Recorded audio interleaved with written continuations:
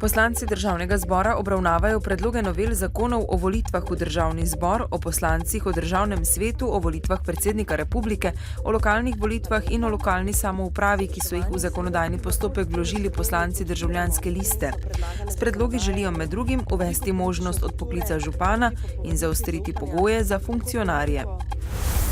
Dopoldne je začela delo parlamentarna preiskovalna komisija za ugotavljanje zlorab v slovenskem bančnem sistemu, ki so jo ustanovili na pobudo poslancev zdaj že nekdanje vladne koalicije. Člani komisije pod vodstvom Damjane Petavar Dobovšek iz SDS-a so se na današnji seji dogovorili o načinu dela. S preiskavo bodo skušali ugotoviti, zakaj in kako se je slovenski bančni sistem znašel v izjemno slabem položaju. Današnji Večer piše, da je Višje sodišče v Mariboru razsodilo, da je bila razrešitev nekdanje predsednice uprave Poštne banke Slovenije Romane Fišer pred 10 leti nezakonita. Fišerjeva je Poštno banko Slovenije vodila od leta 2000, nadzorniki pa so jo maja 2002 z tega mesta razrešili nekrivdno ter jo imenovali za članico uprave. 4 mesece pozneje so jo razrešili še krivdno z utemeljitvijo, da v več primerih ni ravnala v duhu dobrega gospodarja in da je zato nesposobna voditi bančne posle. Danes obeležujemo Svetovni dan varčevanja z energijo. Slovenci po ugotovitvah lanske raziskave energetske učinkovitosti Slovenije postajamo bolj energetsko učinkoviti, vsaj po ravnanju.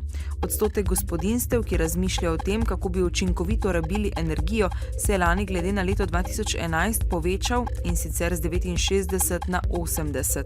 Čeprav se dobra tretjina zaveda vplivov na okolje, pa je za večino glavni namen učinkovite rabe energije znižanje stroškov. Cene stanovanjskih nepremičnin so bile v zadnjem lanskem četrtletju povprečno za 3,5% nižje kot v 3-mesečju poprej. Na letni ravni pa so se stanovanjske nepremičnine pocenile skoraj za 9%. Najbolj so se pocenila novo zgrajena stanovanja. Na cesti Arja vas Velenje v kraju Velika Pirešica se je okoli 8 ure zjutraj zgodila prometna nesreča, v kateri je umrl voznik avtomobila. Voznik osebnega vozila, ki je vozil iz smeri Velenja, je sunkovito zavil v levo in trčil v tovorno vozilo s priklopnikom. V Ljudskem vrtu se bo čez slabo uro začela povratna tekma četrtfinala slovenskega nogometnega pokala med Mariborom in Olimpijo. Mariborčani so si na prvi tekmi v Stožicah minulo sredo priigrali visoko prednost s 3-1. Polfinale so si sicer že jeseni priigrali Triglav, Aluminij in Celje. Jutri bo pretežno oblačno, v zahodni, južni in osrednji Sloveniji bo občasno deževalo. Več padavin bo v hribovitih krajih zahodne Slovenije.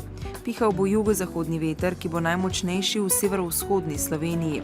V petek bo pretežno oblačno, padavine bodo oslabele in popoldne tudi po večini ponehale. V soboto bo pretežno oblačno, predvsem v južni Sloveniji bo občasno rahlo deževalo. V Dnevniku televizije Maribor ne zamudite. Kakšno je poslovanje in kakšne so bile čakalne dobe v Univerzitetnem kliničnem centru v Mariboru? Zaradi varčevanja Mestna občina Maribor predčasno zapira zavod EPK. Gledališki pogled na predlansko morijo na Norveškem. Novice Štajerske, Pomurja in Koroške ob 18. uri.